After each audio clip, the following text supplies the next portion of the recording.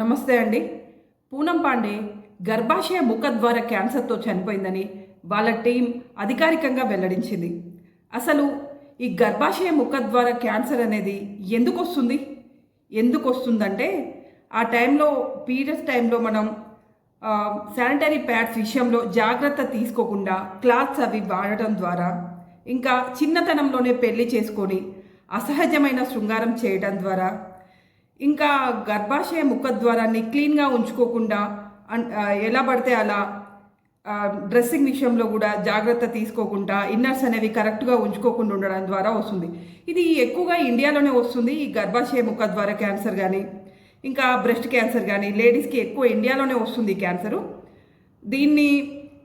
దీన్ని ఎలా గుర్తుపట్టాలి అంటే, గర్భాశయ ముఖద్వార క్యాన్సర్ గురించి తెలుసుకుంటే అక్కడి నుంచి వచ్చే యోని ద్రవాలు అనేవి స్మెల్తో కూడుకొని ఉంటాయి.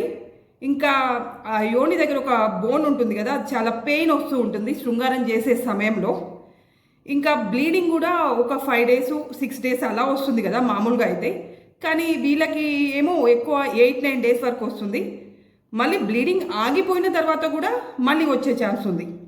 ఇది బట్టి మనం వీళ్ళకి క్యాన్సర్ వచ్చిందేమో అని గుర్తుంచుకోవచ్చు. అంటే ఖచ్చితంగా వచ్చింది అని కాదు, ఇంకా ఏదైనా రీజన్ అయి ఉండొచ్చు, క్యాన్సర్ కూడా అయి ఉండొచ్చు.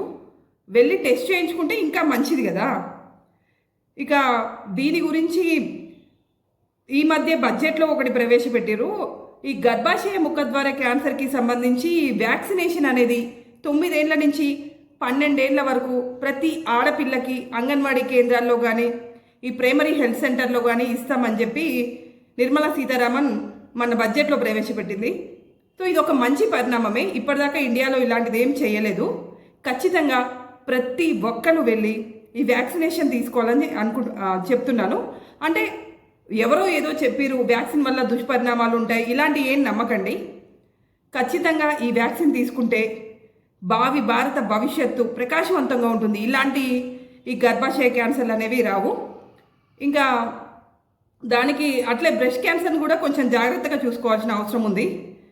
ఇది కూడా బ్రెస్ట్ క్యాన్సర్ కూడా మన ఇండియాలో లేడీస్కి ఎక్కువ వస్తుంది. 30 ఏళ్ళు దాటిన ప్రతి ఒక్క లేడీ కూడా సంవత్సరానికి ఒక్కసారి అయినా గైనకాలజిస్ట్ని సంప్రదించి టోటల్ బాడీ చెకప్ చేయించుకుంటే మంచిదని నా అభిప్రాయం. నాదే కాదండి, ప్రపంచ దేశాలన్నీ అలాగే చేయించుకుంటున్నాయి. మన ఒక ఇండియానే సిగ్గు, ఎవరేమనుకుంటారో అన్న భయంతో వెళ్ళట్లేరు. కానీ ఖచ్చితంగా వెళ్ళి చేయించుకోవాల్సిన అవసరం ఉంది. ఇంకా ఏం సిగ్గండి, ప్రపంచం మొత్తం మారిపోతుంది, మనం కూడా మారిపోదాం. మన ఆరోగ్యాన్ని మనమే జాగ్రత్తగా చూసుకుందాం.